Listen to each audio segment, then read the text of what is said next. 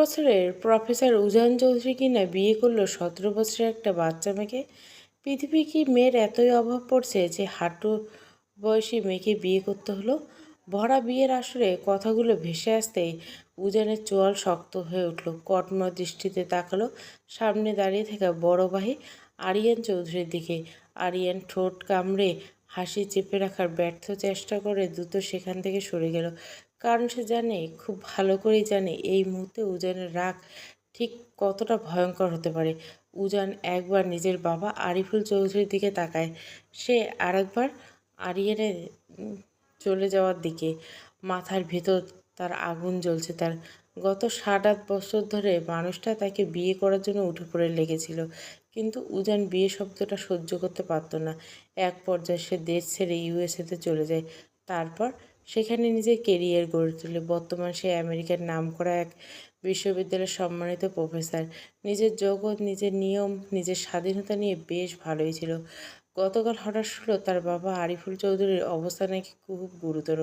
খবরটা শোনার পর আর এক মুহূর্ত দেরি করেনি উজান। দীর্ঘ 6 বছর পর নিজের জন্মভূমিতে পা রাখেন তিনি, কিন্তু দেশে ফিরতে বুঝলো এখানে তার জন্য অন্য কিছু অপেক্ষা করছিল। অসুস্থ বাবাকে সামনে এনে আবেগ দেখিয়ে এক প্রকার ব্ল্যাকমেল করে আরিফুল চৌধুরী আর আরিয়ান তাকে বিয়ের আসরে বসিয়ে দিয়েছে।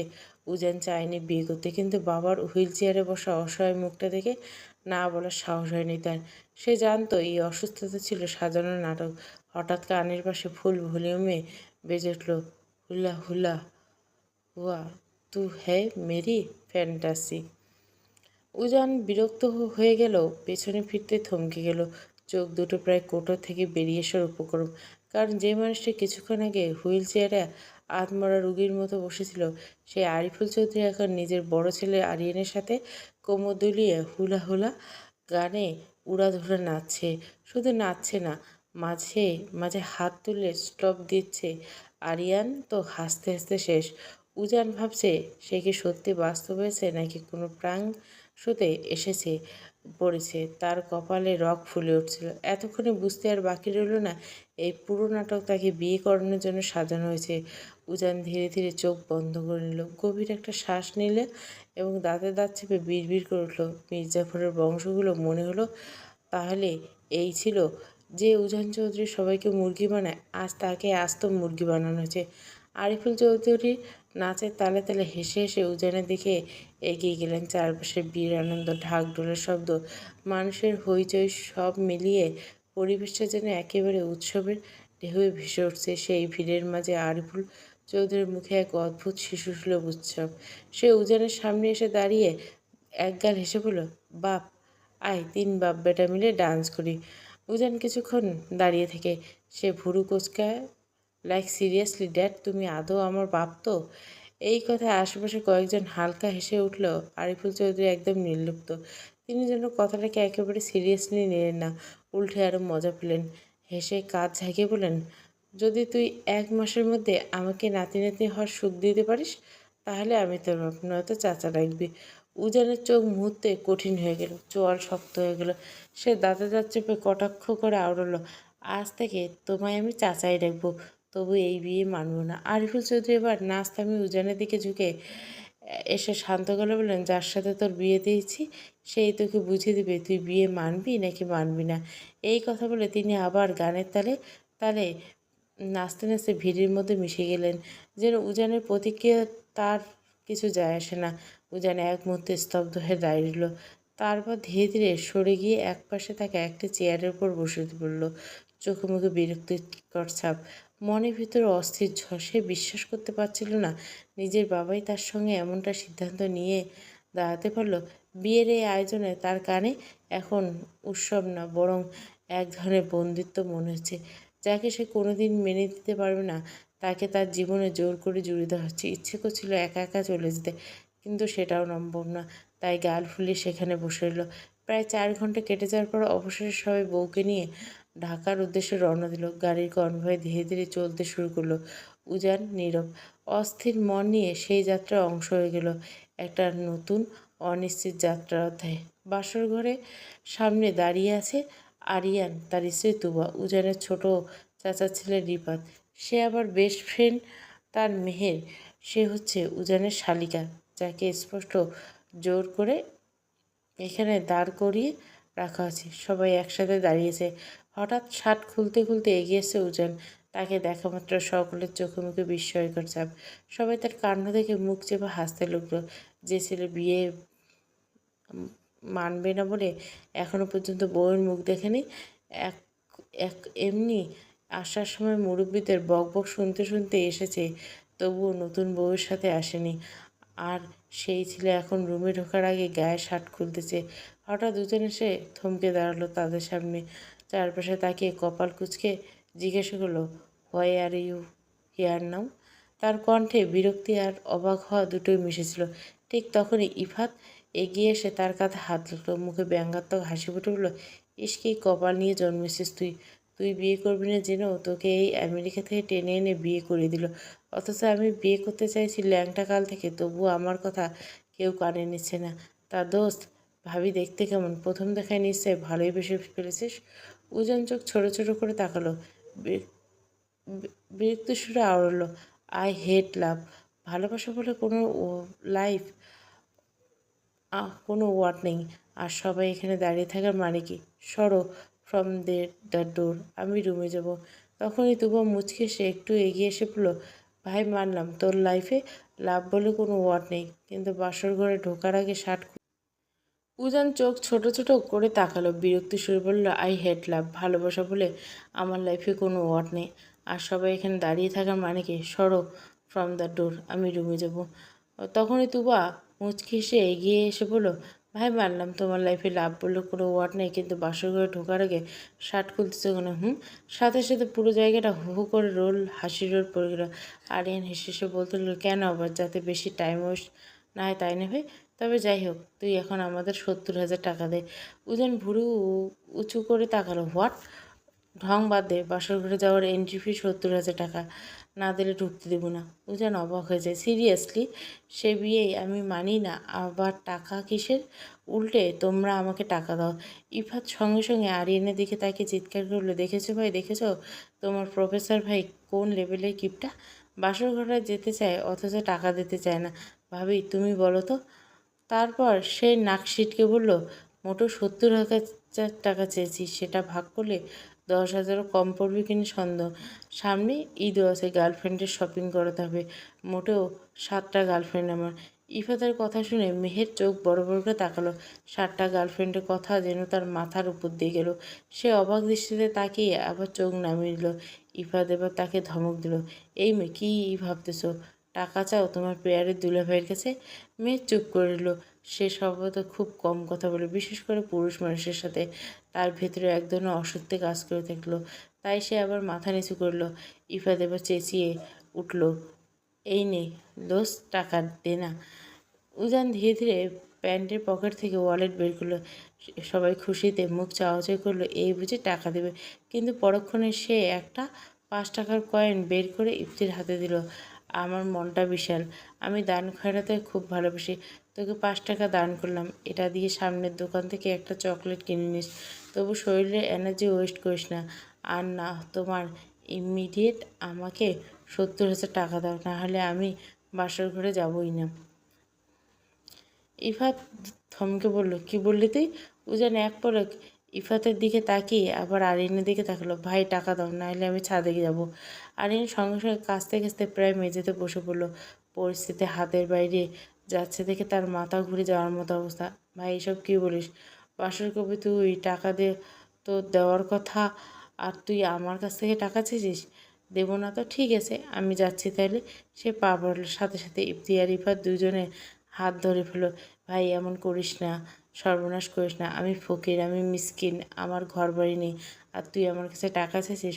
উজান বারবার কথা রিপিট করে না, টাকা দাও নাহলে আমি যাচ্ছি। এবার ইফাত প্রায় কেঁদে ফেলার মতো অবস্থা। ভাই দ্রুত একটা কিপ্টেটাকে টাকা দাও, না হলে কাল আমাদের ফাঁসি হবে। অবশেষে আরিয়ান বাধ্য হয়ে টাকা বের করলো। উজান টাকাটা হাতে নিয়ে বাঁকা একটা হাসি দিল, চোখের বিজয়ের ঝিলিক। তারপর ধীরে ধীরে দরজার দিকে এগিয়ে গিয়ে রুমে ঢুকলো। রুমের ভিতরে ঢুকে উজান থমকে গেল। পুরো রুমটা সাজানো রজনীগন্ধা, গোলাপ, লাল গোলাপ আর বেলি ফুল। হালকা সুগন্ধে চারপাশ মোহময় লাগছে। বিছানার আশেপাশে ফুলের ঝালর ঝুলছে, মোমবাতির নরম আলোয় পুরো পরিবেশটা আরও স্বপ্নময় লাগছে। কিন্তু উজানের চোখ গিয়ে আটকে রইল বিছানার মাঝখানে। ফুলে সজ্জিত খাটে লাল বেনারসি পরে ছোট্ট করে ঘোমটা টেনে বসে আছে একটা পিচ্চি মেয়ে, তাসফিয়া মৌ, উজানের সদ্য বিয়ে করা স্ত্রী। মেয়েটাকে দেখেই তার বিরক্তিতে আরও বেড়ে গেল। এখন তার বিয়ে করার কোনো ইচ্ছে ছিল না, তার উপরে এই পুচকি মেয়েটাকে। মাস কয়েক আগে স্কুল শেষ করে কলেজে ভর্তি হয়েছে মেয়েটা। অবশ্য পড়াশোনার প্রতি মৌয়ের খুব একটা আগ্রহ নেই। মেহের না থাকলে হয়তো কলেজেই যেত না। উজান গভীর শ্বাস ফেলল, তারপর গম্ভীর মুখে এগিয়ে এলো। হঠাৎ পুরুষ কণ্ঠের শব্দে মৌ কেঁপে উঠল। ঠিক তখনই উজান বজ্রকণ্ঠে ধ্বনিতে বলল, এই পুচকি মেয়ে, বয়স তো এখন 18-র নিচে, তাহলে কোন দুঃখে নাচতে নাচতে বিয়ে করলে শুনি? আর শোনো, তোমাকে এই উজান চৌধুরী নিজের ওয়াইফ হিসেবে মানে না, সো আমার থেকে দূরত্ব বজায় রাখবে। আর এটা আমার একটা জিনিস যদি এদিক ওদিক হয়, তাহলে কিন্তু মেরে তক্তা বানাবো, মাইনেট। মৌয়ের ভিতরে সঙ্গে সঙ্গে আগুন জ্বলে উঠল।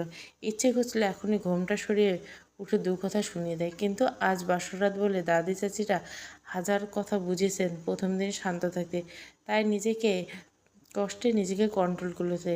তবে উজান চৌধুরীর নামটা শুনে তার কেমন যেন চেনা চেনা লাগছে, মনে হচ্ছে কোথাও শুনেছে, কিন্তু পর মুহূর্তে কিছু মনে করতে পারছে না। ঠিক তখনই দরজার কাছে শব্দ হলো। উজান ক্যাবিনেট থেকে একটা বালিশ বের করে হাতে দিল, তারপর দরজার দিকে হাঁটতে হাঁটতে বলল, পুচকি মেয়ের মতো থাকবে, কখনো বউয়ের অধিকার ফলাতে আসবে না, কারণ আমি তোমাকে বউ হিসেবে মানি না, আর না এই বিয়েটাকে। কথাটা বলে গটগট করে রুম থেকে বেরিয়ে গেল। দরজা বন্ধ হওয়ার শব্দ পেতে মৌ একটানে ঘোমটা ফেলে দিল, তারপর বিছানা থেকে ধপ করে নেমে কোমরে হাত রেখে ফুঁসতে লাগলো, এই আমি যে বয়সে বিয়ে মানার জন্য বসে আছি, বুড়ো বয়সে এত সুন্দর কিউট একটা বউ পেয়ে নিজেকে গর্বিত মনে করবেন না, তা না, উল্টো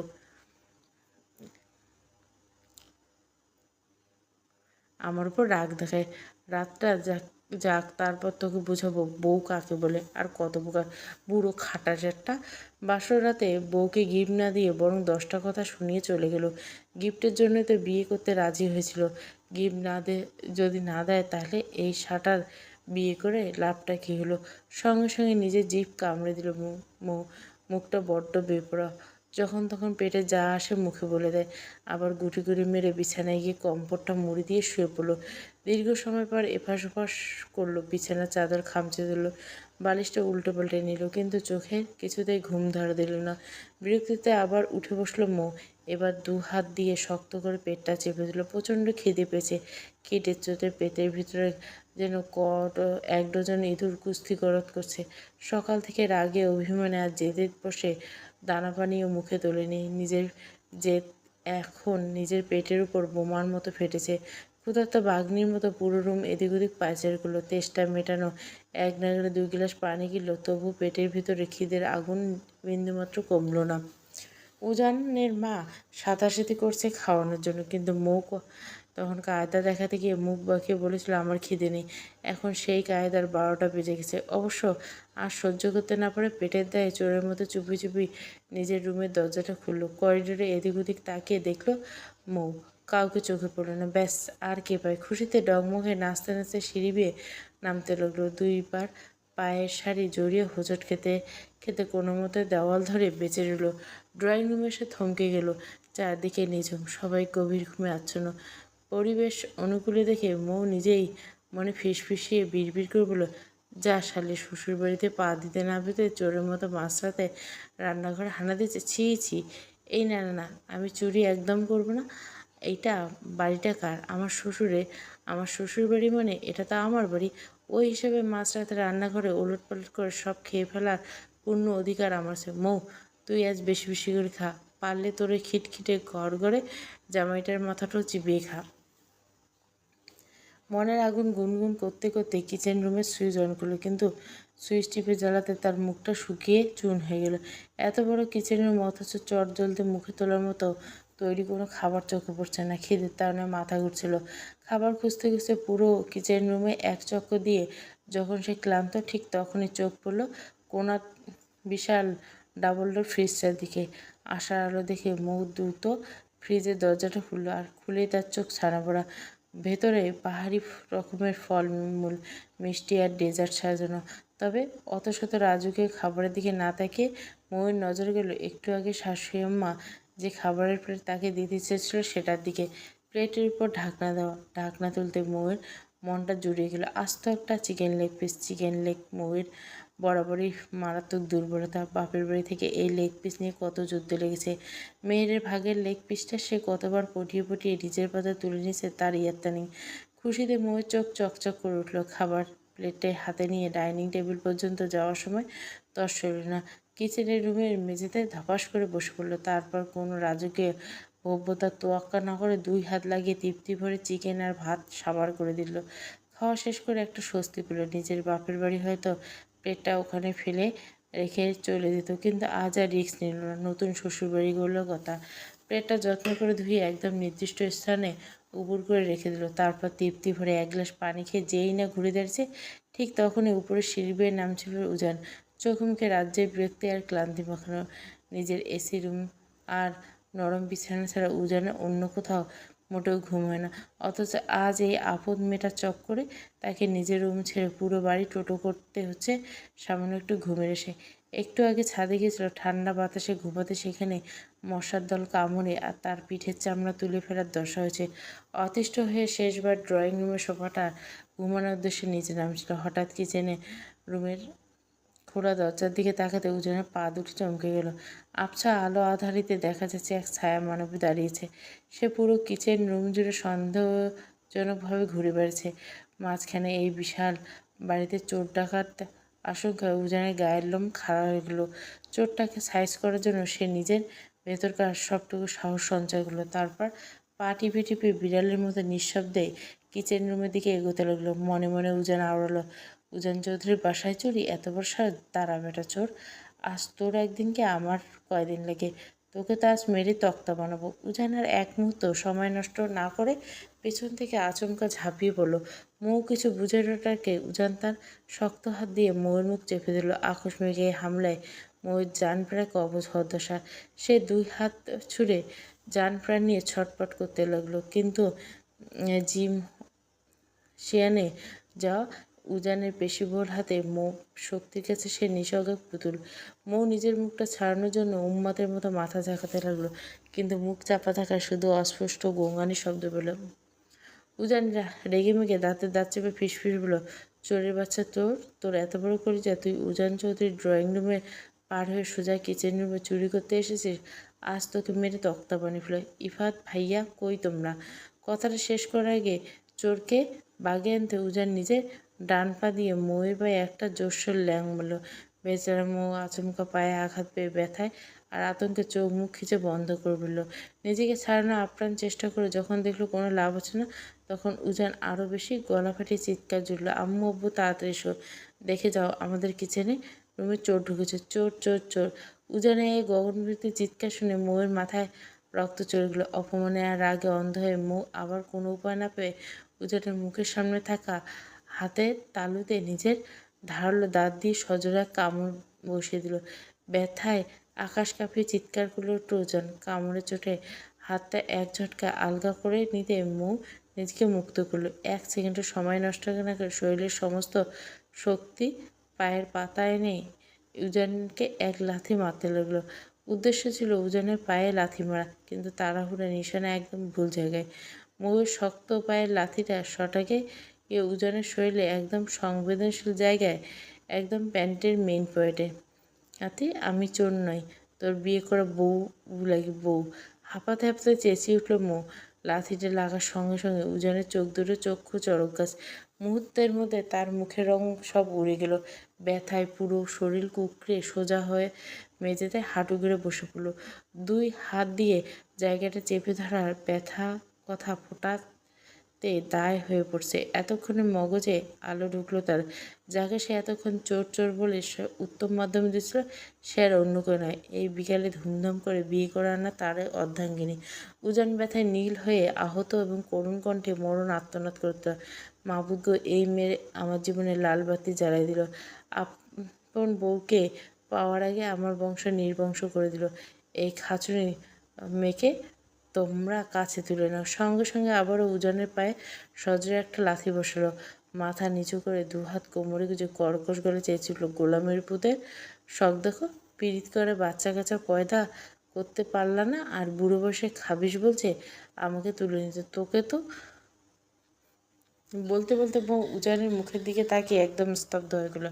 আপনি আপনি তার মুখ হা হয়ে গেল, চোখ দুটো কপালে উঠল, ঘাড় কাত করে উজানের দিকে এমনভাবে তাকিয়ে রইল যেন কোনো এলিয়ান দেখছে। এতক্ষণে উজানের চিৎকার চেঁচামেচিতে ড্রয়িং রুমে বসার একে একে সবাই হাজির। মৌ এক দৃষ্টিতে উজানের দিকে তাকিয়ে থাকতে থাকতে তার মাথা ঘুরে পড়ে যাচ্ছিল। ঠিক তখনই মেহের দৌড়ে এসে তার পেছন থেকে ধরে ফেলল। সবার সামনে নিজের বাড়ির ছেলেকে এমন অবস্থা দেখে বাড়ির সকলে আরিফুল চৌধুরী বাজখাই মেজাজে গর্জে উঠলেন, এই ছেলে, তোর লজ্জাশরম বলতে কিছু নেই?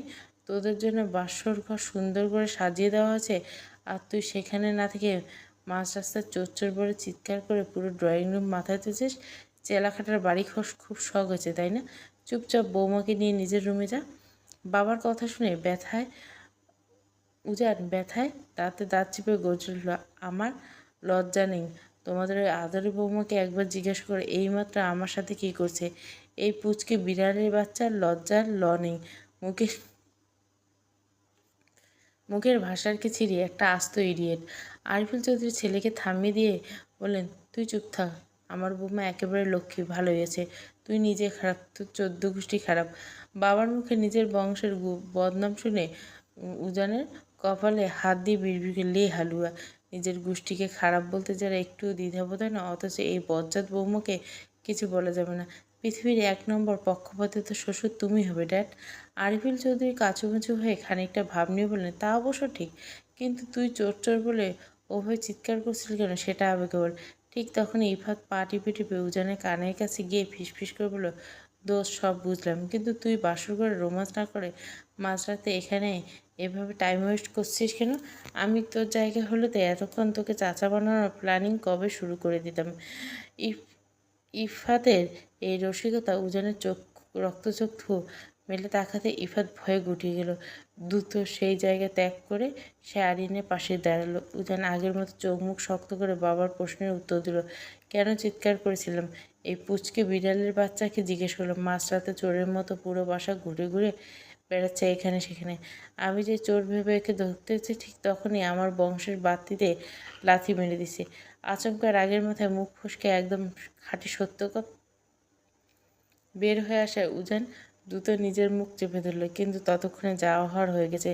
তার এমন অদ্ভুত উত্তর শুনে আরিয়ান, ইফাত, তুবা সহ মেহের আর নিজেকে সামলে রাখতে পারল না। সবাই খিলখিল করে হেসে উঠল। হাসির শব্দের মাঝে ইফাত হঠাৎ ঘাড় বাঁকিয়ে মেহেরের দিকে তাকালো।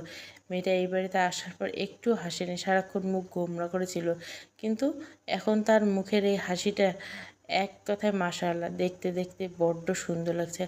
আচমকা ইফাতের গভীর চোখের দিকে নজর পড়তে মেহেরের হাসি চট করে থেমে গেল। সে দ্রুত চোখ নামিয়ে মাটির দিকে তাকিয়ে রইল। ততক্ষণে আরিয়ান নিজের নাক ছিটকেল, উজানকে ডিটকে বলল, ভাই, তোর বংশের বাতি এখনো ঠিকঠাক আছে কি, নাকি এক লাথিতে সোজা চাঁদের দেশে চলে গেছে? আরিনে এই কথাটা বলার সঙ্গে সঙ্গে পুরো ড্রয়িং রুমে জুড়ে হাসির রোল পড়ে গেল। বাড়ির সবার এই কাণ্ড দেখে ব্যথায় নীল হয়ে যাওয়া উজান একদম তাজ্জব বনে গেল। আর এদিকে এত কিছু ঘটে যাওয়ার পরও মৌ এখনও মন্ত্রমুগ্ধের মতো লোভাত দৃষ্টিতে উজানের দিকে তাকিয়েছিল। আর এভাবে তাকিয়ে থাকার আসল কারণ হচ্ছে ড্রয়িং রুমের বাকিরা না বুঝলেও মেহের কিন্তু ঠিকই বুঝতে পেরেছিল। মৌয়ের অস্বাভাবিক হাবাতের মতো চাহনি উজান নিজেই বিরক্ত হলো। সে নরম গম্ভীর স্বরে বলল, এই স্টুপিড, ওভাবে হা করে তাকিয়েছে কেন?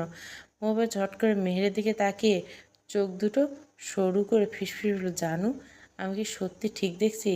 এই বুড়ো খাবিস ও টমেটো, ধুর, প্রফেসর সাহেব আসলে আমার বর? মেহের মনে মনে নিঃশব্দে হাসলো। এই মেয়েটা কথার ধরন এমন কেন? তার কারণ মেহের ভালো করেই জানে, কেউ জানে না। সে মৌয়ের দিকে তাকে আলতো করে মাথা নাড়িয়ে হ্যাঁ বলতে মৌ খুশিতে একেবারে উৎফুল্ল হয়ে শূন্যে লাফিয়ে উঠল, জানু, আমার বর 275 নম্বর ক্রাশ, এখন আমার নিজেই বর। আব্বাজান শেষমেশ আমার ক্রাশটার সাথে আমার বিয়ে দিচ্ছে। ইয়াহু, এখন তো আমার খুশিতে নাগিন ড্যান্স করতে ইচ্ছে করে। নাগিন নাগিন এই বলে মৌ কারো তোয়াক্কা না করে নিজের মনে গুনগুন করে গান গাইতে গাইতে ড্রয়িং রুমের মাঝখানে কোমর দুলে ডান্সে লাগলো। তার অভাবনীয় কাণ্ড দেখে বাড়ির সবাই চোখ চড়কা, সবাই বিস্ময়কর দৃষ্টিতে এই নতুন বউয়ের দিকে তাকিয়েছে।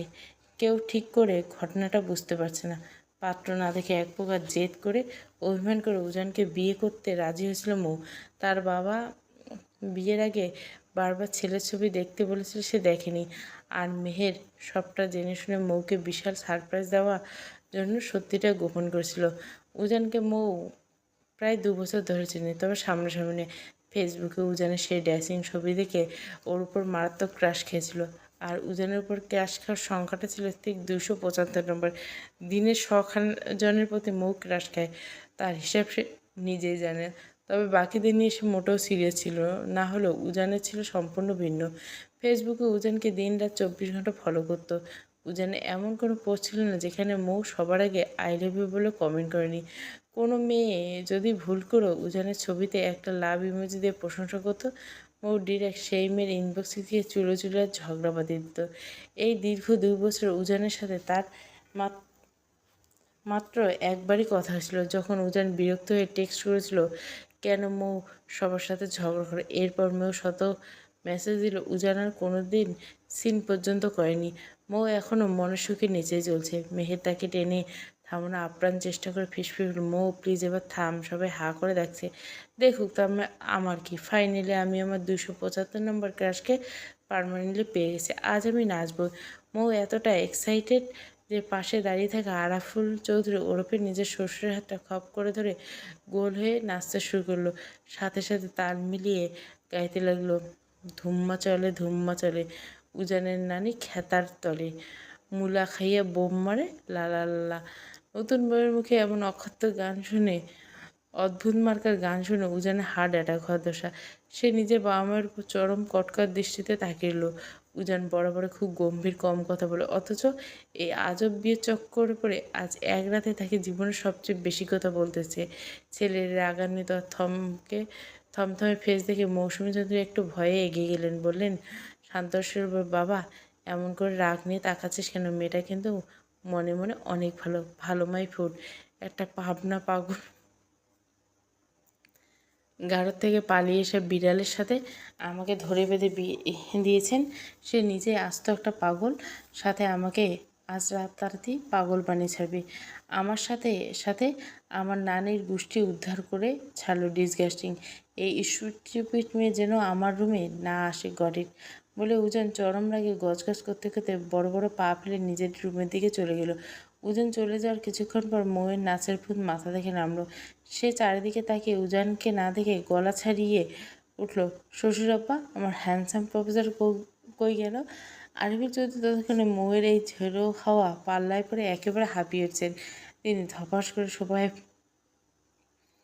বসে পড়ে নিজের কপাল মুছতে মুছতে বললেন, মৌ এবার সোজা শাশুড়ি মৌসুমী চৌধুরীর সামনে গিয়ে দাঁড়িয়ে কোমর বাঁকিয়ে জিজ্ঞেস করল, এই শাশুড়ি মা, আমার বরটা হুট করে কই পালাইলো? মেহের এবার সহ্য করতে না পেরে এক পর জোর করে টেনে মৌকে আড়াল করে নিল। দাঁতে দাঁত চেপে কণ্ঠস্বরটা যতটা সম্ভব নিচু করে ধমকে শুনল, বোন তুই সব কী বলছিস? মাথা ঠিক আছে তোর? এটা আমাদের ফুপিদের বাসা নয়, এটা তোর শ্বশুর বাড়ি। প্লিজ তোর এই বাচ্চামো এবার বন্ধ কর। আমি বুঝতে পারছি তুই তোর ক্রাশ বরকে হিসেবে পেয়ে কতটা হ্যাপি, কিন্তু তোর এই অদ্ভুত কাণ্ড কারখানা দেখে বাড়ির সবাই তোকে অলরেডি পাগল ভাবতে শুরু করেছে। আর তোর এত বড় করতে হবে না। সে নিজের রুমে গেছে, এখন তুই সোজা নিজের রুমে গিয়ে চুপচাপ ঘুমিয়ে পড়, আর একটা কথা যেন তোর মুখ থেকে না বেরোয়। মেহেরের এমন বাঘা এবং রাগিনী দৃষ্টি দেখে মৌ আবার কিছুটা দমে গেল। সে নিজের ঠোঁট কামড়ে একটা কিউট হাসি দিল।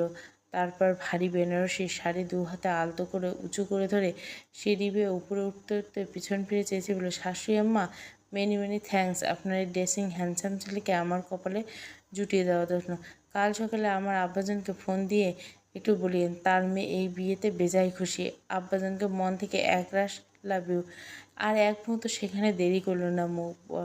বরের রুমে যাওয়ার জন্য শাড়ি সামলে এক প্রকার দৌড়ে সিঁড়ি বেয়ে উপরে চলে গেলো। এদিকে ড্রয়িং রুমে বাকি সবাই হা করে সেদিকে তাকিয়ে রইল।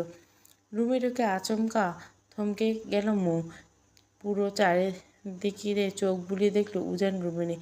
মুহূর্তের মধ্যে মৌয়ের মুখটা শুকিয়ে চুন হয়ে গেল। সে ভাবলো ড্রয়িং রুমে ওই তুনকালার কাণ্ডের পর রাগ করে উজান হয়তো আবার রুম ছেড়ে অন্য কোথাও চলে গেছে। যেহেতু এই বিশাল হাসপাতাল সম্ভবত বাড়ি, কোনো কিছু তার চেনা নয়, তাই সে আর একা একা রুম থেকে বের হওয়ার সাহস করল না।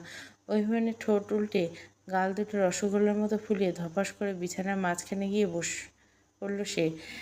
এর কিছুক্ষণের মধ্যে বাথরুমের দরজা খুলে উজান কোমরে একটা সাদা টাওয়াল জড়িয়ে বেরিয়ে গেল।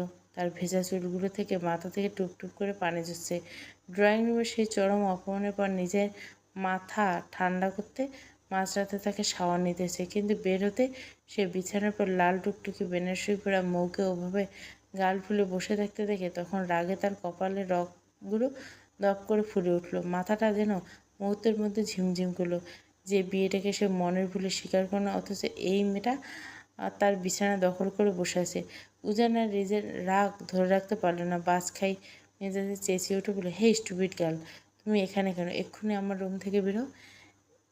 এতক্ষণ পর নিজের ক্রাশ মার্কা জামাইয়ের কণ্ঠস্বর পেয়ে মৌয়ের ভেতরে সব দুঃখ এক পলকে উধাও। খুশিতে একেবারে গদগদ হয়ে বিছানা থেকে লাফিয়ে নেমে সোজা উজানের সামনে দাঁড়ালো। এমনিতে মৌকে দেখে উজানের পিত্তি জ্বলে যাচ্ছে, তার উপর মেয়েটা এক হাত দূরত্বের সামনে এসে দাঁড়িয়ে ড্যাব ড্যাব করে তার দিকে তাকিয়েছে। উজান আবারও হিংসের মতো ধমকে উঠল, স্টুপিড গার্ল, কথা বলছে না কেন? What are you silent? Mou সেদিকে পাত্তা দিল না। উজানের ভিতর রাগ না দেখে তার ভেজা চুলের সুঠাম অবয়ব দেখে মুগ্ধ হয়ে দুই গালে হাত দিয়ে আলতো করে আরো সো কিউট। মৌয়ের মুখে এই কথাটা শুনে উজানের মুখের রং পাল্টে গেল। মেয়েটা যে জান প্রাণ দিয়ে ধমকাচ্ছে, অথচ সে রাগ দেখা গায়ে মাখা তো দূর, উল্টে তাকে দেখে ফ্লার্ট করছে। এই অবাধ্য মেয়ের সাথে কথা বলে বৃথা। উজান নিজের বিরক্তি চেপে ধরে নিজেই এক পাশ হয়ে সরে যেতে চাইল। এই ডানপিটে মেয়েটা চক্করে মাঝরাতে তাকে ঠান্ডা পানিতে শাওয়ার নিতেছে। সে আর নতুন করে ঝগড়া করে এনার্জি নষ্ট করতে চায় না। সে ক্যাবিনেট থেকে দুটো একটা ব্ল্যাক টি শার্ট বের করে গায়ে জড়িয়ে নিল, কিন্তু মৌ তখনও মন্ত্রমুগ্ধের মতো তার দিকে তাকিয়েছে। হঠাৎ করে সে ঘোর কাটিয়ে উজান নিজের রুমের ভিতরের দিকে যেদিকে পা বাড়ে, মৌ ঠিক সেদিকে ছায়ার মতো পিছু পিছু যায়। উজান ডানে গেলে মৌ ডানে, উজান বাঁয়ে গেলে মৌ বাঁয়ে। তা দেখে রাগে একেবারে বোম ফাটলো। সে ঝট করে পেছন ফিরে কটমটে তাকিয়ে গর্জে উঠল, ইডিয়েটের মতো আমার পিছু পিছু ঘুরছো কেন? প্রবলেম কি তোমার? মৌ শাড়ির আঁচলটা আঙুলে পেঁচাতে পেঁচাতে একগাল হেসে বলল, আরে ক্র্যাশবার, আপনি আমাকে চিনতে পারছেন না? আমি মৌ, তাসফিয়া মৌ, যে আপনার ফেসবুকে রোজ কম হলেও 100টা মেসেজ পাঠাতেন। ভুলে গেলেন আমাকে? কথাটা কান দিয়ে মগজ পৌঁছাতে উজান যেন আকাশ থেকে পড়লো।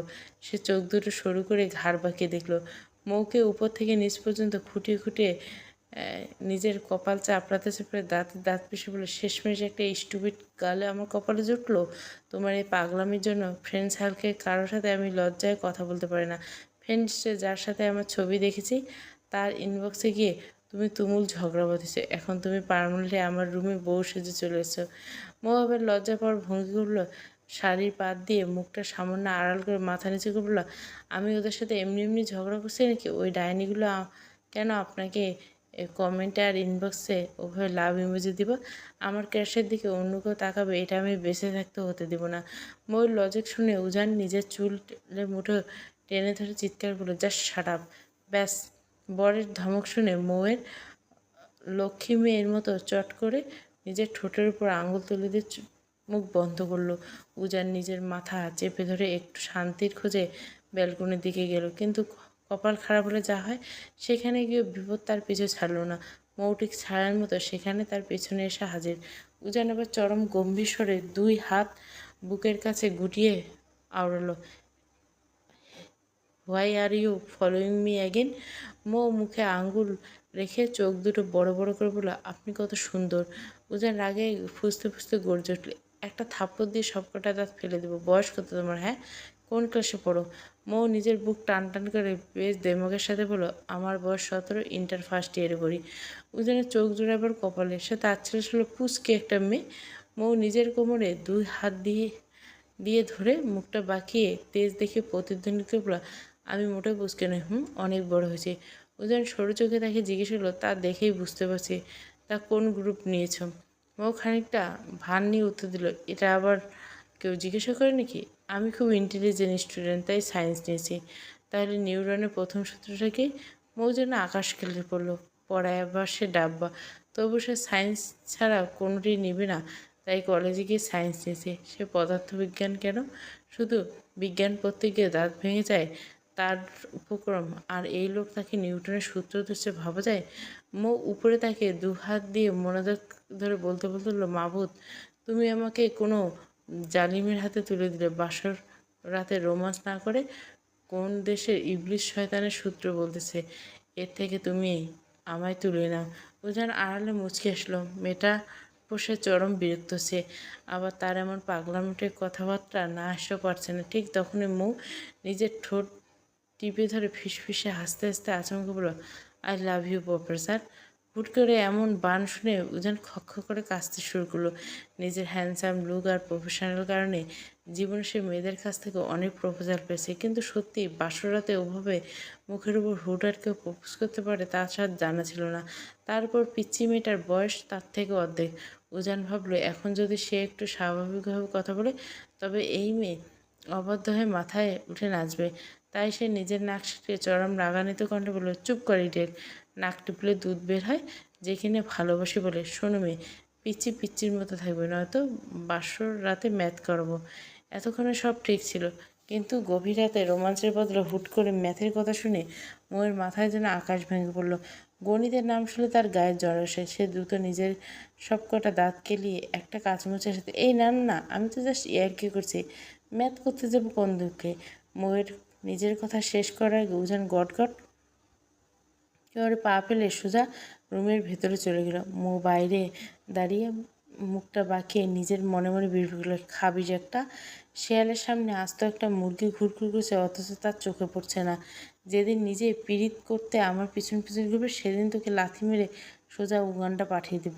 উজানের পিছু পিছু রুমে ঢুকলো। সে এবার উজানের সামনে গিয়ে একটা ভাব নিয়ে দাঁড়িয়ে রইল, কিন্তু উজান তার দিকে এক পলক তাকানোর প্রয়োজন মনে করল না।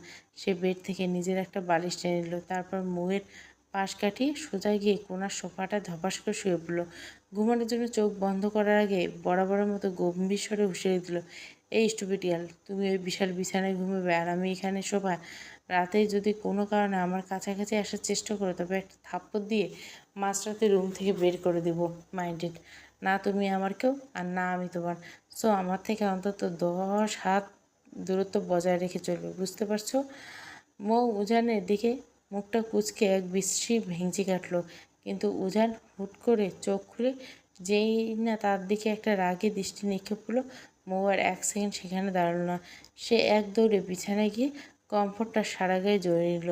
সারাদিনের ধকলের পর বিছানায় নরম স্পর্শ পেতে মুহূর্তের মধ্যে ঘুমের দেশে তলিয়ে গেল।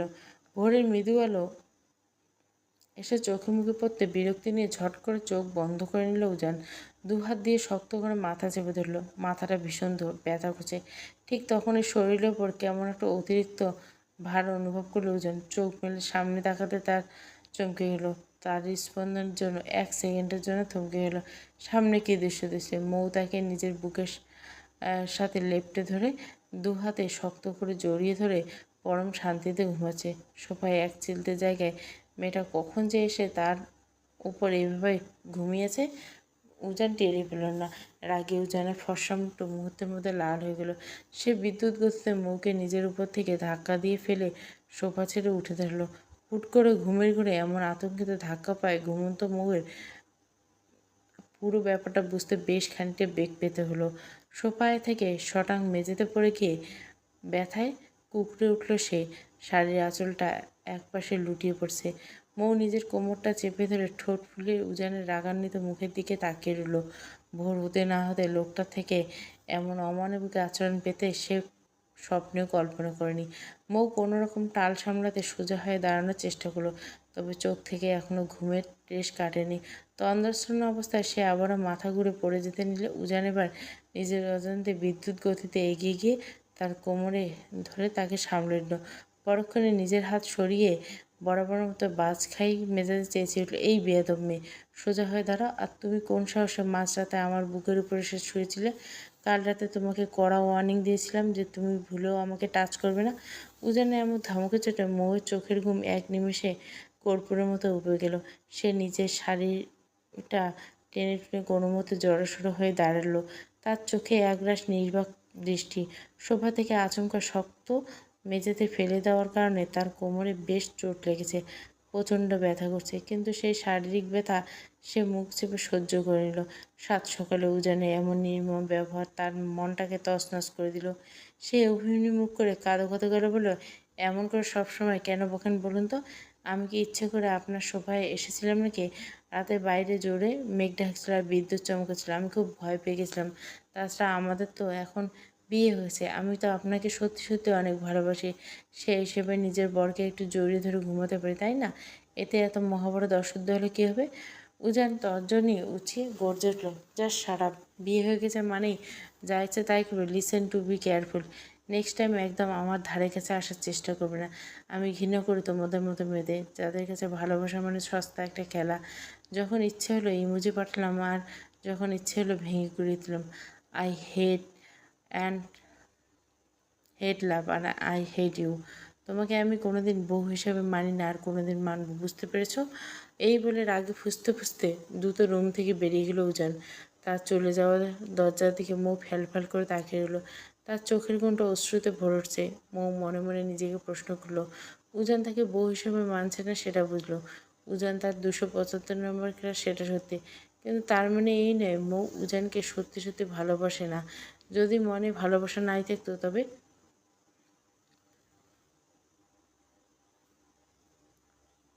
গত 2 বছর ধরে উজানের পাশে অন্য কোনো মেয়েকে দেখলে মৌয়ের বুকের ভিতর এত তীব্র হিংসা হতো। কেন সে অন্য মেয়েদের সহ্য করতে পারত না? কেন দিনে শত শত মেসেজ করে নিজেকে এভাবে উজানের সামনে পাগল প্রমাণ করত? কেন ভালোবাসে ভালোবাসে বলে মুখে ফেনা তুলত? এসব কি শুধু একটা পুচকে মেয়ের সাময়িক মোহ, নাকি এর পেছনে লুকিয়ে আছে খাঁটি কোন? মৌ আবার কিছুক্ষণের রুমের মাঝখানে দাঁড়িয়ে রইল। বাপের বাড়িতে সে বড্ড আদরের রাজকন্যার মতো মানুষ হয়েছে, তাই খুব ছোটোখাটো করা আর তার ভিতরে মতো বেঁধে তাকে ভেতর থেকে রক্তাক্ত করে দেয়। অথচ পাথরের মতো শক্ত সেই উজান চৌধুরী তার এই নরম ছোট্ট মনটা একটু বুঝতে পারল না। মৌ নিজের চোখের পানিটা হাতের উল্টো পিঠ দিয়ে মুছে নিল, তারপর জোর করে মুখে একরাশ হাসি ঝুলিয়ে নিজের জামাটা নিয়ে ওয়াশরুমের ভিতরে ঢুকে গেল। প্রায় আধা ঘন্টা পর ওয়াশরুমের দরজা খুলে বেরিয়ে এলো। শাওয়ার নেওয়ার পর ভেজা চুলগুলো থেকে টুপটুপ করে পানি ঝরে পড়ছে। সে ড্রেসিং টেবিলের সামনে এসে দাঁড়িয়ে নিজের চুলটা আঁচড়ানোর জন্য চিরুনিটা হাতে নিল, কিন্তু কিছুতেই সে গুছিয়ে উঠাতে পারল না। চুলগুলো তার কোমর অবধি ছড়ানো, ঘন কালো কৃষ্ণচূড়ার মতো লম্বা লম্বা চুলের মৌয়ের নিজের খুব একটা পছন্দ নয়। সে নিজে কখনো নিজের চুল বাঁধতে পারে না। বাবার বাড়িতে তার চুলের সব রকমের যত্ন মেহের আর তার ফুফাতো ভাই সাব্বির নিয়ন্ত।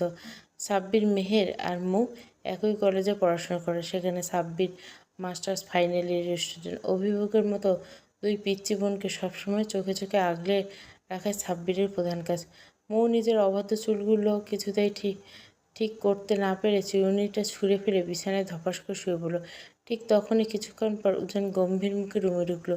মৌকে উভয়ে যেভাবে শান্ত হয়ে বিছানায় বসে থাকতে দেখে উজানের ভুরু জোড়া কুঁচকে গেল। মেয়েটা তো একটু শান্ত হয়ে বসে থাকার না। যে মেয়ে শ্বশুরবাড়িতে পা দিতে না দেয় মাঝরাতে এত বড় তুলকালাম ঘটিয়ে বসে থাকে, সে অন্তত এতটা শান্ত থাকার পাত্রী নয়। উজান মৌয়ের দিকে আর মনোযোগ না দিয়ে নিজের মতো করে রেডি হতে লাগলো। একটা অফ-হোয়াইট শার্ট পরে সে বাইরে যাওয়ার জন্য একদম প্রস্তুত। হঠাৎ করে মৌ বিছানা থেকে উঠে সোজা উজানের সামনে গিয়ে গাল ফুলে দাঁড়ালো। তবে এবার আর উজান রেগে গেল না, বরং তার চোখে মুখে শান্ত রূপ দেখে শীতল নিচু গলায় জিজ্ঞাসা করলো, কী চাই তোমার? মৌ চোখের পলক না ফেলে বলল, আমার তো জীবনভর শুধু আপনাকে চাই, তবে এখন শুধু আমার ভেজা চুলগুলো একটু আশ্রয় দেবেন প্লিজ। আমি নিজের চুল আশ্রাতে পারি না।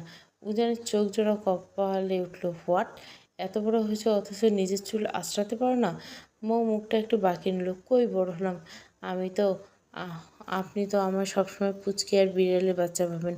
তাহলে আমার চুলগুলো ঠিক করে দিন না প্লিজ। আমি মেহেরের কাছে যেতাম, তবে আমার মিষ্টি বোনটা এখন একটু আরামে ঘুমাচ্ছে, তাই ডাকতে ইচ্ছে হলো না। আর জানেন, আমার বোনটাও গত 5 বছর ধরে একটা রাতও ঠিক করে ঘুমাতে পারে না। ঘুমাতে গেলে সেই কালো অন্ধকার দিনটার কথা বারবার মনে পড়ে যায়। তখনও ভেতর ভেতর কষ্ট পায়, কিন্তু বাইরে কাউকে নিজের কষ্টটা বুঝতেই দেয় না। সেই অভিশপ্ত অন্ধকার দিনটার জন্য মেহের একধারে নিজের বাবাকে হারালো, তারপর কিছুদিন পর নিজের মাকেও হারিয়ে পুরোপুরি একা। আমার জানুটা এখন চুপচাপ ছিল না জানেন। ও আগে অনেক দুষ্টু করতো, হাসতো, কিন্তু সব সময়ের সাথে তার জীবনের সব আনন্দ বদলে গেল। আমার সে পুরনো জানুটা আর আগের মতো নেই। কথাগুলো বলতে বলতে ময়ূর চোখ বেয়ে আপনা আপনি দুফোঁটা নোনা জল গড়িয়ে পড়ল। ময়ূর কথা শুনে উজানের মনটা কেমন যেন খচখচ করে উঠল। সে নিজেও বিয়ে বাড়ি থেকে লক্ষ্য করছে মেহের মেয়েটা ভীষণ চুপচাপ স্বভাবের, কারোর সাথে খুব একটা কথা বলে না, সবসময় একটা দূরত্ব বজায় রাখে। তাকে আর ইপ্তিকে দেখলে তো মেয়েটা সোজা 10 হাত দূর দিয়ে হেঁটে চলে যায়, কিন্তু কেন এমন করে তা উজান নিজেও জানে না। বিয়ের দিন সবাই যখন বাজনার আনন্দ করছিল, তখন মেহের ছাদের এক কোণায় বসে একা একা হাঁটুতে মুখ গুজে নিঃশব্দে কান্না করছিল। উজান তখন মেহেরের কাছে গিয়ে কান্নার কারণ জিজ্ঞাসা করলে মেহের তাকে এড়িয়ে গিয়ে একটা কথা বলল না। হঠাৎ উজান কৌতূহল সামলাতে না পারে নিচু করে বলল, কী এমন হয়েছে মেহের লাইফে? উজানের করা প্রশ্নে মৌ এবার ঘোর কাটল। সে বুঝতে পারল আবেগের বসে মেহেরের গোপন কষ্টের কথা মুখ ফসকে বলে ফেলেছে। সে উজানের দিকে তাকিয়ে তড়িঘড়ি করে মাথা নাড়িয়ে বলল, না কিছু না। উজান বুঝতে পারল মৌ সেই অন্ধকারের দিনের কথা বিস্তারিত বলতে চায় না। সে আর জোরাজুরি করল না, তবে সে আলতো করে মৌয়ের হাত ধরে তাকে ড্রেসিং টেবিলের সামনে এনে দাঁড় করলো। টেবিল থেকে হেয়ার ড্রায়ারটা হাতে নিয়ে পরম যত্নে মৌয়ের ভেজা চুলগুলো শুকিয়ে দিল। মৃদু আলোয় মৌয়ের অবাধ্য চুলগুলো বারবার উড়ে এসে উজানের মুখে আছড়ে বসলো। অথচ আশ্চর্যের বিষয় উজানের আর বিন্দুমাত্র বিরক্ত লাগছিল না, বরং হৃদয়ের গভীরে কোণে কেমন একটা অদ্ভুত অচেনা অনুভূতি সৃষ্টি হতে লাগলো। এই অনুভূতি তার জীবনে অন্য বসন্তের মতো সম্পূর্ণ ভিন্ন, একদম নতুন। চুল শুকাতে শেষ হলে উজান চিরুনি দিয়ে অন্তত যত্ন সহকারে ময়ূর মাথায় সুন্দর কোপা করে দিল এবং আয়নায় ময়ূর প্রতিচ্ছবি দিকে তাকিয়ে অবচেতনভাবে মনে মনে একটু মুচকে হাসলো। বরের হাতে সেই কোমল স্পর্শ আর আয়নায় তার মুচকি হাসি দেখে ময়ূর বুকটা ধক করে উঠল। সে ভীষণ লজ্জা পেয়ে নিজের লাল হয়ে যাওয়া মুখটা দ্রুত পা ফেলে কক্ষ ত্যাগ করে নিচে চলে গেল। আর উজান ময়ূর লজ্জামাখা হাসি দেখে শব্দ করে হাসলো। সিঁড়ি বেয়ে নিজের অভয় শার্টের হাতা দুটো কনুই অব্দি ফোল্ড করতে করতে নিচে নেমে এসছে উজান। ড্রয়িং রুমের সোফায় মৌয়ের দিকে তাকিয়ে নিজের এক হাত দিয়ে মুখ চেপে মিটমিট করে হাসছে। ডাইনিং টেবিলে তখন শাশুড়ি মৌসুমী যুদ্ধের পরম আদরে মৌ আর মেহেরকে নিজ হাতে খাবার তুলে খাইয়ে দিয়েছেন। আজ যেহেতু চাঁদ রাত আর মাত্র কয়েক ঘন্টা খুশির ঈদ, তাই মেহের আজ বিকেলে নিজের ফুপির বাসায় চলে যেতে চেয়েছিল, কিন্তু এই চৌধুরী বাড়িতে কেউ তাকে একা একাকী সেই বাসায় ফিরে যেতে দেয়নি। বাড়িকর্তা আরিফুল চৌধুরী মনে মনে সিদ্ধান্ত নিয়েছেন মেহেরকে তার ফুপুর বাসায় রেখে কষ্ট করে পড়াশুনো করাবে না। এখন থেকে এই বাড়িতে সবার সাথে থাকবে।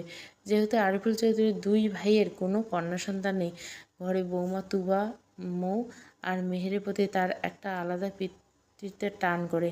বাড়ির বড় বউ তুবা একপাশে বসে আগামীকালে ঈদের সকল জিনিসপত্র গুছিয়ে রাখছে। ঠিক তখনই সিঁড়ির দিকে তাকে মৌ চট করে শাশুড়ি মৌসুমী চৌধুরীর হাতে একটা আলতো খোঁচা দিয়ে উজানকে কিছু বলার জন্য মৌসুমী চৌধুরী মৌয়ের মনের ভাব বুঝতে পেরে মুচকি এসে উজানকে উদ্দেশ্য করে বলল, উজান বাবা, সকাল সকাল রেডি হয়ে কোথায় যাচ্ছিস? উজান ঘাড় বাঁকিয়ে ডাইনিং টেবিলের দিকে তাকালো। মৌকে ওভাবে চোরের মতো মুখ টিপে হাসতে দেখে তার মগজে প্রচণ্ড রাগ চড়ে গেলো, কিন্তু মায়ের সামনে সে রাগ প্রকাশ করলো না। শান্ত গেল, একটু হাসতে যেতে যাচ্ছি আম্মু, কোনো দরকার ছিল? দরকার থাকবে না, আজ বাদে কাল ঈদ, ঘরের মেয়েরা ঈদের শপিং করতে যাবে, তুই গিয়ে ওদের সাথে শপিং মলে ঘুরে আয়। উজান নিজেকে বিরক্ত চাপলো, সেটা আমাকে কেন বলছো? তুমি তুবা ভাবি তোমরা সবাই মিলে শপিং করে আছো, আমার অনেক কাজ আছে। মৌসুমী চৌধুরী এবার একটু কড়া গলা বললেন, আমার গিয়ে করে আসবো মানে? চুপচাপ ঘণ্টাখানের মধ্যে ভার্সিটির কাজ শেষ করে বাসায় চলে আসবি, তারপর তোরা সবাই মিলে একসাথে শপিং গেছে, ব্যাস এটাই আমার শেষ কথা। সিরিয়াসলি আম্মু? উজান এবার মায়ের উপর কিছুটা ক্ষোভ উগরে দিল। একটা আস্ত আপদকে এমনিতে তোমরা জোর করে আমার ঘাড়ে তুলছো, এখন আবার নতুন করে উটকো ঝামেলা জন্য ফোর্স করছো। আমি আগে পরিষ্কার করে দিচ্ছি, এসব শপিং টপিং ফালতু ঝামেলার মধ্যে আমি একদম নেই। আজ রাতে বাসায় ফিরতে আমার দেরি হবে।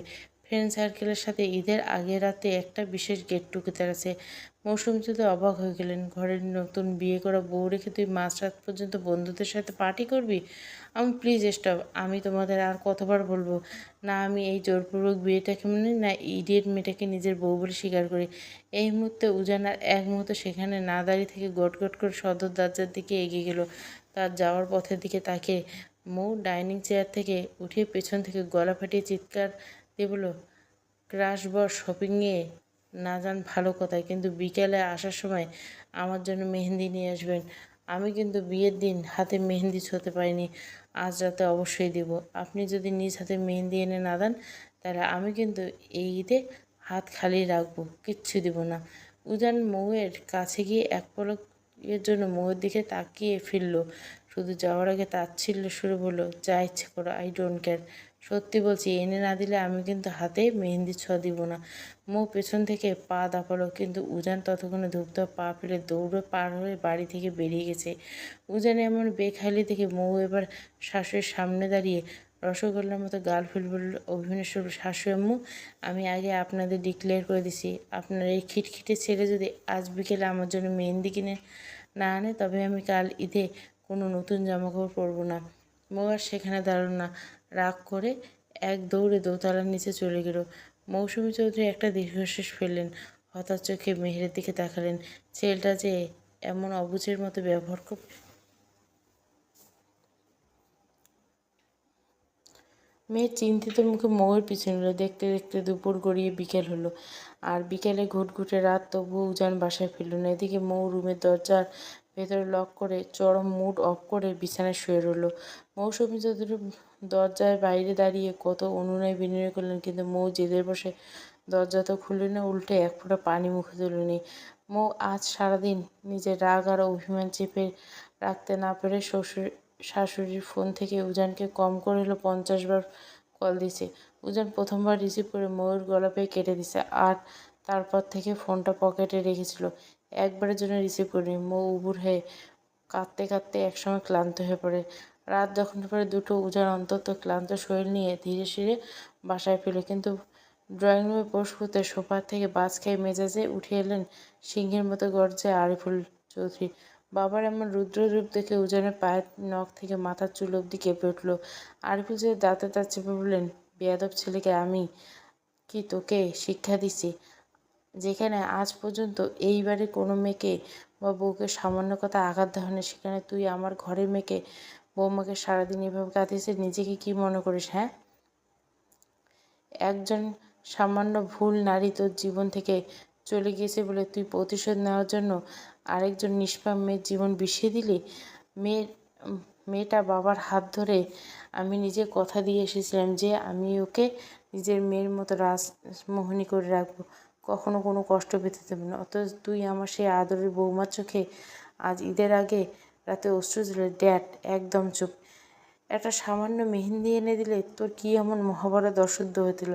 সারাদিন মেয়েটার ফ্যাকাশে আর ক্রন্দনরত মুখের দিকে আমি তাকাতে পারিনি। সারাদিন কারোর সাথে একটা কথা বলিনি, এমনকি রাতে এক লোকমা ভাত পেটে পড়েনি। বাবার মুখে মৌয়ের সারাদিন না খাওয়ার কথা শুনে মাত্র উজানের বুকের ভেতরটা কেমন যেন তোড়পাড় করে উঠল। নিজের অজান্তে নিজের প্রতি এক তীব্র রাগ আর অপরাধবোধ জন্মল। সে মনে মনে যতই মেয়েটাকে নিজের স্ত্রী হিসেবে অস্বীকার করুক, কেননা দিন শেষে সমাজের আইন আর ধর্মের বাঁধনে এই মেয়েটা তারই বিবাহিত স্ত্রী। উজান আর এক সেকেন্ডও সেখানে দাঁড়িয়ে কথা না বলে দ্রুত পা ফেলে আবার বাসা থেকে বেরিয়ে রাতের অন্ধকারের মাঝে গাড়ি স্টার্ট দেয়। আরিফুল চৌধুরী রাগান্বিত ছেলে যাওয়ার পথে তাকিয়ে রইল।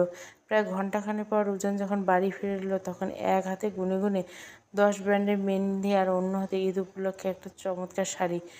মেয়েদের শাড়ি আর ড্রেসের ব্যাপারে উজানের বিন্দুমাত্র ধারণা নেই, তাই মলে গিয়ে নিজের চোখে শাড়িটা সবচেয়ে উজ্জ্বল আর সুন্দর লাগছে সেই শাড়িটা মৌয়ের জন্য নিয়েছে। ধীর পায়ে মৌয়ের রুমে লকটা নিজের চাবির ডুপ্লিকেট সেট দিয়ে খুলে ভেতরে ঢুকলো উজান। রুমে ঢুকলে 0 ওয়ার্ডের আবছা নীল আলোয় দেখতে পেল মৌ অবোধ বাচ্চার মতো ঠোঁট দুটো উল্টে কমফোর্ট ছাড়া রুমের শক্ত ঠান্ডার মেঝেতে গুটিসুটি মেরে শুয়ে আছে। কান্না করার কারণে চোখের পাতা আর মুখটা বেশ ফুলে গেছে মৌয়ের। সেই ফোলা ফ্যাকাশে মুখটা দেখা মাত্র উজানের বুকের ভেতরটা এক অদ্ভুত মোচড় দিয়ে উঠল। তার নিজের ওপর নিজের ঘৃণা হতে লাগলো।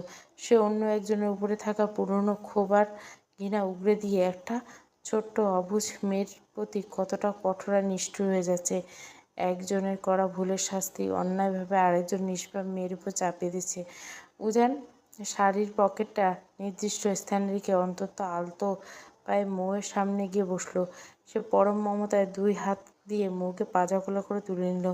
মৌ ঘুমের ঘোরে উজানের চেনা গায়ের পারফিউম সুবাস পেয়ে তার বুকে নিজের মুখটা একটু গুজে দিল। উজান তাকে সাবধানে এনে নরম বিছানায় শুইয়ে দিয়ে গায়ে কম্ফর্টটা জড়িয়ে দিল। এই গভীর ঘুমে নিমগ্ন মৌকে আর জাগাতে ইচ্ছে করলো না উজানে। কিন্তু হঠাৎ তার মনে পড়ল কাল সকাল হলে ঈদের দিন। এই আনন্দের দিনে সব মেয়ের হাতে মেহেন্দি রঙের আঙ্গি থাকবে, অথচ তার নিজের জিদ্দি ব্যবহারের জন্য মৌয়ের এই ছোট্ট হাত দুখানে খালি থাকবে। এটা ভেবে উজান নিজের ভিতরে কেমন একটা খটকা লাগলো। মেয়েটার মলিন মুখের দিকে তাকালে স্পষ্ট বোঝা যায় তার অবুঝ মনে কতটা গভীর অভিমান জমা আছে। উজান বিছানার পাশে বসে কিছুক্ষণ গম্ভীর হয়ে উঠল। কীভাবে এই ঘুমন্ত মেয়েটার অভিমান ভাঙানো যায় এবং তার হাত দুটো রাঙিয়ে দেওয়া যায়। হঠাৎ মুচকি হাসি ফুটে উঠল। সে নিজের পকেট থেকে ফোনটা বের করে গুগলে কয়েকটা সুন্দর সহজ মেহেন্দির ডিজাইন দেখে নিল। তারপর একটা মেহেন্দি হাতে নিয়ে খুব নিখুঁত আর সাবধানী মনোযোগ দিয়ে মৌয়ের ফর্সা নরম হাতে নিজের হাতের মুঠোয় নিয়ে মেহেন্দি পরাতে লাগলো। মেহেন্দির ঠান্ডা ছোঁয়া লাগতে মৌ ঘুমের ঘোরে বারবার নিজের হাতটা নড়েচড়ে সরিয়ে নিতে চাইল। তাতে অতিষ্ঠ হয়ে উজান মৌয়ের হাতটা আরও শক্ত করে চেপে ধরে কপালে ভাঁজ ফেলে ফিসফিসে বলল, পুচকে একটা মেয়ে ঘুমের ঘরেও একটু শান্তিতে থাকতে পারে না। বিকেলে মেহেন্দি কিনে দেয়নি বলে কত অভিমান। এখন উজান চৌধুরী নিজের হাতে প্রথমবার কোনো নারীর হাত নিজ দায়িত্বে এত যত্ন করে মেহেন্দি লাগিয়ে দিয়েছে। তবু এই বিড়ালের বাচ্চার শান্তভাবে ঘুমানোর নাম নেই। মৌ ঘুমের ঘরে আবারও একবার নড়ে উঠল। তবু উজান তার নরম হাতটা নিজের শক্ত পেশিবহুল হাতের মুঠে আগলে রেখে শেষ রাত অবধি অন্তত নিখুঁতভাবে মেহেন্দি দিয়ে হাত ভরে দিল। যদিও ডিজাইনটা প্রফেশনাল মেহেন্দি ডিজাইনের মতো অতটা নিখুঁত হয়নি, কিন্তু একজন গম্ভীর প্রফেসর প্রথম হাতের নকশায় তৈরি এই নকশাটা দেখে মোটেও ভালো খুব একটা মন্দ লাগছিল না। জানলার বাইরে তখন ভোরের আলো ফুটতে শুরু করেছে, আর উজান মোহের মেহেন্দির রঙা হাতটার দিকে তাকিয়ে এক অদ্ভুত তৃপ্তির হাসি হাসল। প্রফেসর উজান চৌধুরী, প্রথম পর্ব। ডাক্তার আজলান, প্রফেসর উজান চৌধুরী, মেজর ওয়াসিফ অভ্র চৌধুরী, এগুলো সব রানিং গল্প। প্রত্যেক দিন আসবে, প্রত্যেক দিন দিব একটা করে পর্ব। পুরো গল্পটা প্লেলিস্টে পেয়ে যাবেন। ভালো লাগলে অবশ্যই লাইক, শেয়ার এবং সাবস্ক্রাইব করবেন। Thank you for watching.